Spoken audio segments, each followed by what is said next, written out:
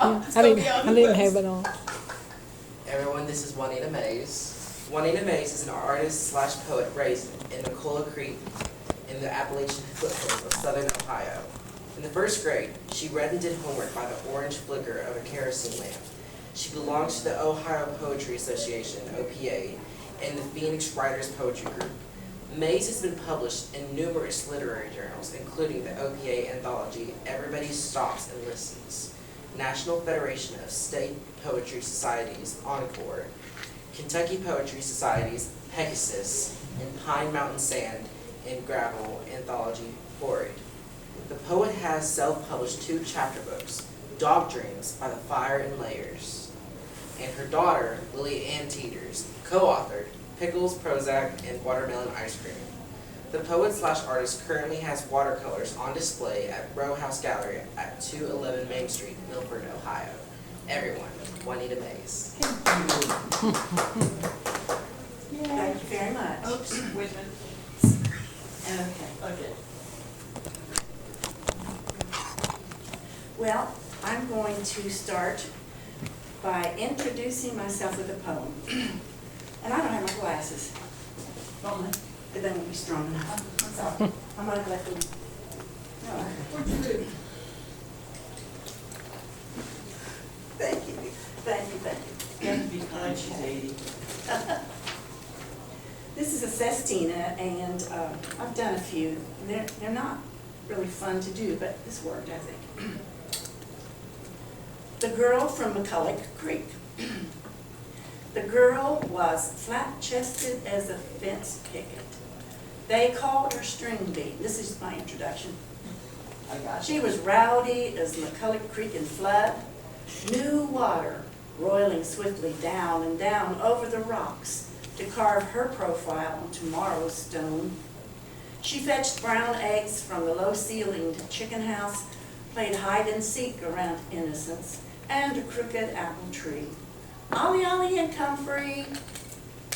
When the family whispered rumors of wildcat sightings, it was free from her earshot, for the girl was apt to string black beads of fear, like a strand of barbed wire around her skinny neck.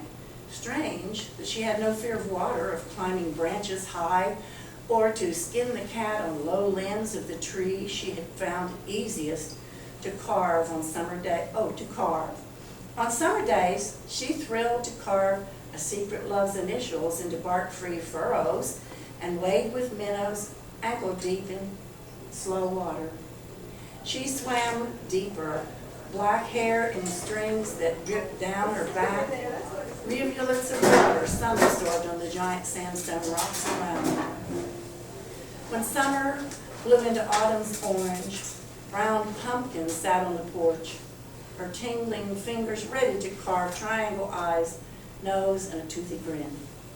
Dippers of water were poured over slimy hands, pumpkin-free of seeds and fiber. One day, she tied a string to her loose tooth, but her courage ebbed to low. When Sister played piano, the girl sang in a low, throaty voice, "She'll be coming around the mountain." She wished she could plink the strings of a banjo, or find a sleek piece of wood and carve a whistle, or beat a drum like wild and free natives once had done around a fire beside still water. At 8 years old, the girl was baptized in creek water and raised from a liquid grave. Swing low, sweet chariot. The child wiped her face and felt as free as the July sunshine and angel birds that fanned around her freckled countenance. She had begun to carve her place, her immovable spirit attached to no string. Old now at 80, she is her own ball of string, wrapped crooked or straight, loose and loopy, tight and free. She has carved a deep channel in the water. Her voice still low, she gathers great-grandchildren to touch fading days with love. So that's about me. That's me. Now I'm going to read some things about my father, who was born in West Virginia. This is something called Daddy, and I wrote it a long time ago. Roots from West Virginia stretching far into Ohio country, an Appalachian cradle first nurtured your soul. Ridges and mountains kept watchful eyes on a little barefoot boy, free to roam hollows where red squirrel and rabbit fed hungry bellies at end of day. Mules plowed round the mountain, and sweet potato ridges held golden nuggets to store away for winter feasts. You woke to rooster's clock, and eggs were as near as warm nest and hen's cluck. You fed the pot-bellied stove in winter and wondered at its appetite. The time machine plays strangest tricks. One day, a little mountain boy, the next a soldier, husband, father, grandpa. 88 Octobers have come to you. Now you watch them through a window, but mountain memories can live on. Walk the wooded ridges of your boyhood home, a pup nipping at your heels. Hear twilight sounds of deep woods, West Virginia. Dream mighty mountain dreams. Your innocence has been reclaimed.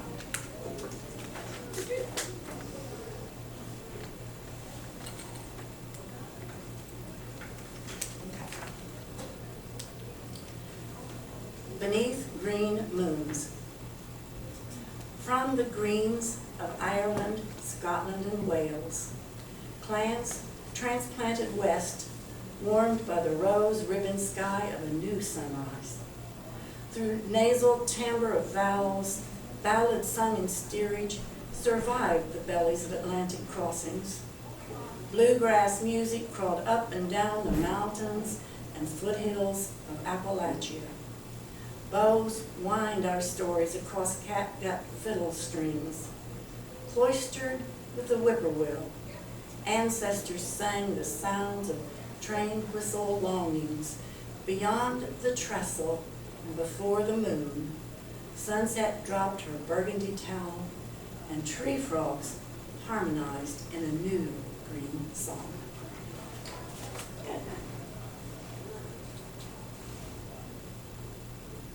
This was about the little town in southern Ohio that I was raised. We had an old depot. And since I'm 80, this goes back a long time. Okay. The depot. Twined between Brush Creek and a slice of Appalachian Ridge, the drowsy hamlet narrowed to spew its populace like milkweed onto either side of the railroad tracks. The old depot, a sentinel of dun-colored sandstone, stood cool in the bake of an August noon. From its roost on the depot platform, a gray canvas mailbag swung, waiting for the hook snatch from the mail train. Its engine wailed at Rushtown Crossing, where Ira Vodder's store sat decaying alongside a stack of creosote ties. The scalding day melted into evening like hot fudge sundae, like hot fudge sliding down a slope of vanilla ice cream. From hayfields and sawmills, plowboys shined themselves and chamoised their chrome-jeweled cars, loose-lipped, duck-tailed, flat-topped, and hot-blooded. They revved engines to the rumble of glass-packed mufflers and Connie Francis on the radio singing Where the Boys Are. 1949 Fords and Chevy squealed tires and skidded into Depot's evening shadow. Scrubbed and long-legged country girls crossed the tracks to sashay past, wearing turned-up collars, short shorts, and Mycin cologne, drawn by mysterious masculine whiffs of turtle wax, Brill cream, and teenage testosterone. Woo!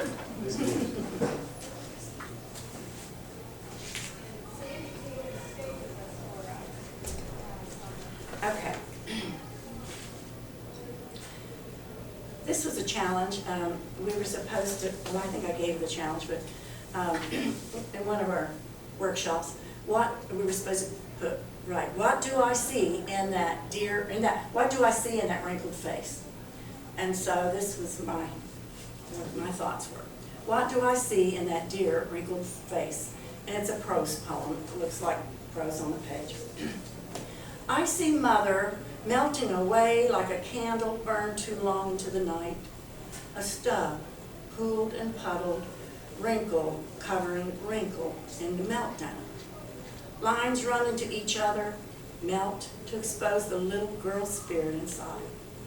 I taste the quickening of her breath with the burning wick of her intention. She has come to smell like clothes drying in the sun on a scorching July day. Mother has become as innocent as the day she was thrust into this harsh Appalachian existence. I see gentleness, softening, and vulnerability to the diseases of old age. Haunting fears run deep into her psyche. They seem to fade now and then, fears that only the heart of God can heal. This little girl, mother, old woman, has been put into a house, not a home. A lifetime of stories lives in the lines that crawl across her face. I feed her strawberries and cantaloupe, fresh ripe peaches. She says, "This is the best food I've ever eaten." Forgotten is the peach of yesterday and my most recent visit. She thinks I never come to see her, wonders why. She says, "I thought you had gone away and I would never see you again."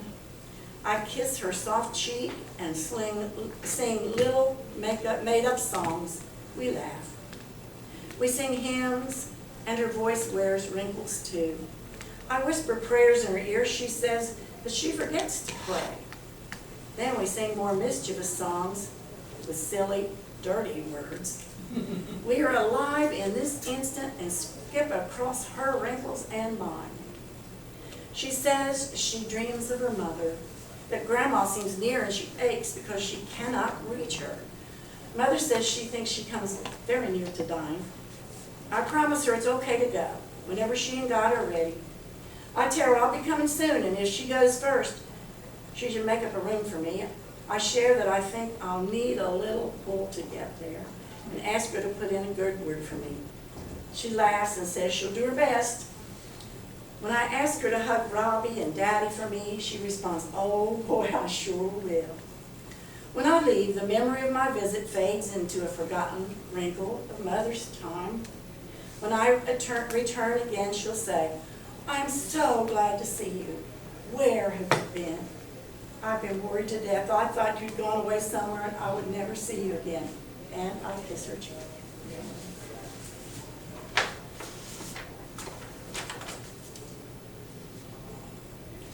And this is something I wrote to her after she died. Letter to Mother. Dear, I call it a letter poem. Dear Mother, I pray there are red bud trees in heaven and birds gossiping in branches green and new. Spring has come once more in spite of deep winter, financial worries, and war. Amazement stirs in me each year that I find myself still standing as dandelions reflect April and bloom in spite of nippy nights. There are days when I wish I were with you, my weariness ready to trade for a life free from this scarred and miserable body. There's never a time when my skin does not rebel against this environment. Strength ebbs and flows as I beg to be strong like a workhorse each day. You worried that I chose to be alone again, but due to that choice, my spirit and character remain intact. Yet, sometimes it would be nice to have a song waiting for me at night. Remember how I prided myself in saying that I was afraid of nothing? Well, I must admit to you, Mom, I have an occasional wavering at growing old alone. I remember how lonely and solitary you were, and how vulnerable in those last confusing years. I tried to give you my strength and clarity, but could not. One thing is certain, Mother, I did not compromise the part of me that I treasure most. I have been constant in remaining yours and Daddy's wild, independent, and most foolish child. Love, Sissy. That didn't change. And I'm 80, so who knows? This is based on something true. So I'll just read it. The baptism. One July hot Sunday morning, my sister and I stood on Arion Bridge wearing dresses made of feed sacks, freshly starched and ironed. Brush Creek below, pooled green and deep, reflected trees, weeds, and moss. Shall we gather at the river, floated up from the congregation that ran this. I'm reading badly. Let me start this over. I'm just having a little visual problem too. The baptism. One July hot Sunday morning, my sister and I stood on Arion Bridge, wearing dresses made of feed sacks, freshly starched and ironed. Brush Creek below, pooled green and deep, reflected trees, weeds, and moss. Shall we gather at the river, floated up from the congregation that rimmed the summer creek. We held tightly to the ironwork as an old Ford rumbled across rickety floor planks that lifted and flapped under feet and tires. Brother Martin, wearing suspenders, waded waist deep into the water, holding onto the hand of Sister Ruby. He got his footing, splashed water on hairy arms, wet a white handkerchief, and dabbed the sister's face. She put a death grip on his hand as he raised his left arm high in the air. Then he dunked that sister kersplat. She lay like a whale, submerged beneath the algae green surface. I was too young to know about Newton's law of gravity, but it was plain to see. It was easier to get the good sister down than it was to get her back up. Preacher Martin, doing the Lord's work, I reckon couldn't just leave her down there. So he yanked her up hard as he could. Up she came like a big old dog a-dripping, her cotton dress plastered to her bosom and her round butt cheeks. Up she came a-screaming, flailing her arms, hooping and a-hollering. High up on that ridge, scared into near hysteria, I grabbed my sister's arm and asked, "What's wrong with that woman?" Brown eyes deep with fear, she whispered, "She's afraid the Holy Ghost is going to get her." I decided right then and there I might just as well remain a heathen. Some people say I have. Okay, I don't know what the time is. Oh, you've got plenty of time. Yeah. Okay, Got about 12 more minutes. 12. Yeah. Let me go to.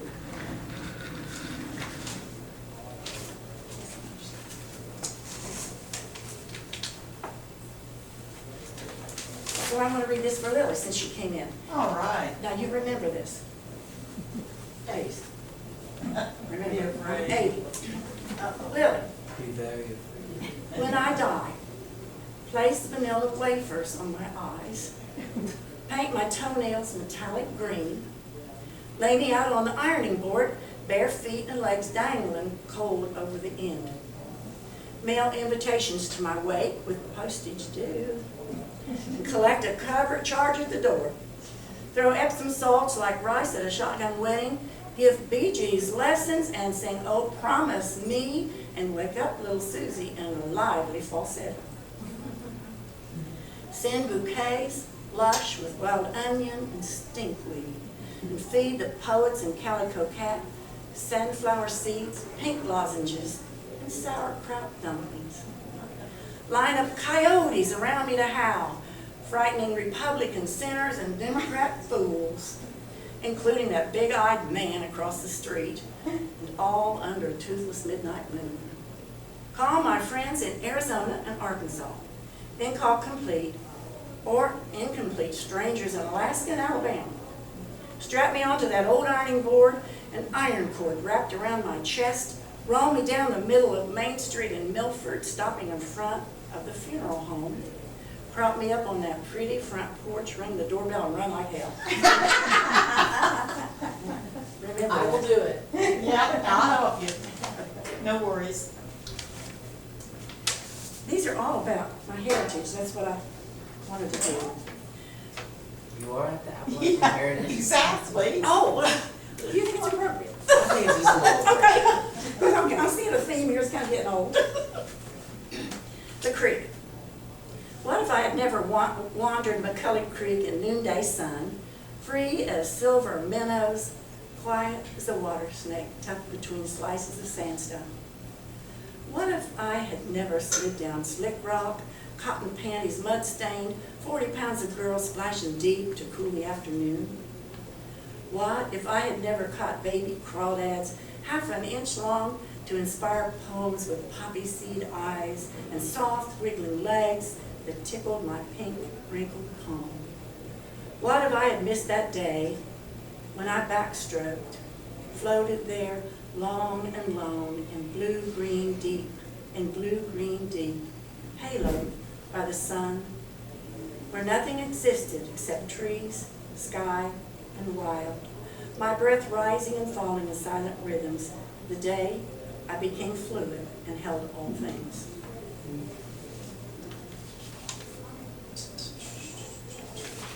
The Whistler, that's a good one. Yeah. And this is about a person, really, back when I was a kid. The Whistler. From across McCullough Creek and beyond the wooded hills, his faint whistling slid across the ridge, signaling into day in the foothills.